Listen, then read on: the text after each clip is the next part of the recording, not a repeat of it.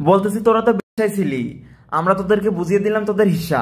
তোদের চুল ছোট, গায়ে গন্ধ, কপালে লাল টিপ, তোরা স্বাধীনভাবে ফ্রি সেক্স করবে, এটা তোদের ব্যক্তিগত বিষয়, এতে আমাদের কোনো সমস্যা নাই। কিন্তু তোদের এই অসভ্য সমাজের চিন্তাধারা আমাদের সভ্য সমাজে ছড়াতে আসিস না, না হলে কিন্তু সভ্য সমাজের লোক তোদেরকে ছেড়ে দিবে না। তোরা কোরআনের আইনের বিরোধিতা করে দাবি তুলেছিস পিতৃ সম্পত্তি ছেলে মেয়ে সমান করতে হবে, তাহলে তোরা পিতামাতার দায়িত্ব সমানভাবে বুঝে নিবি।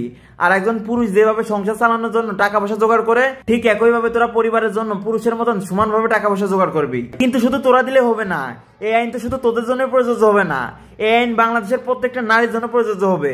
সেহেতু বাংলাদেশের প্রত্যেকটা নারীকে পুরুষের মতন সমানভাবে পরিবারের জন্য টাকা পয়সা জোগাড় করতে হবে। একজন পুরুষ যেমন বিয়ের সময় দেনমোহর দেয়, তোদেরকেও ঠিক একইভাবে দেনমোহর দিতে হবে। ও আচ্ছা, তোদের তো বিয়ে লাগে না, তোদের কাছে দেনমোহরে গল্প করে লাভ কি? তোরা তো বিয়ে বাঁধে।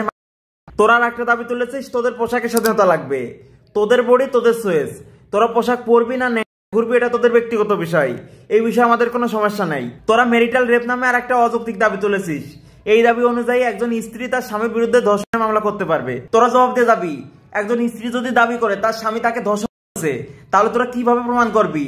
ওই সময় ওই স্ত্রী রাজি ছিল না। তোরা একটা দাবি তুলেছিস যৌনকর্মীদের শ্রমিক হিসেবে স্বীকৃতি দিতে হবে, আমরা তো তোদেরকে স্বীকৃতি দিয়েছি, তোরা এটা তোদের স্বীকৃতি। এই আন্দোলনে পাহাড় থেকে সেনা শোষণ হটাও, এই প্ল্যাকেট নিয়ে অনেকে ঘুরতে দেখা গেছে। তো তোদেরকে বলতেছি, পাহাড় থেকে সেনা শোষণ হটাইলে তো চট্টগ্রাম দখল করা যায়, তাই তো?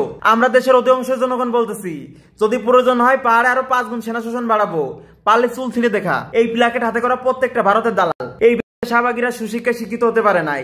তাই তোদেরকে বলতেছি, বাংলাদেশ একটি গণতান্ত্রিক দেশ, যেহেতু বাংলাদেশের অধিকাংশ নারীরা মুসলিম, সেহেতু এই অধিকাংশ নারীরা যেটা সিলেক্ট করবে বাংলাদেশের আইনে সেটাই বাস্তবায়ন হবে। অতএব তোদের এই অসামাজিক দাবিগুলো তোদের। ধন্যবাদ।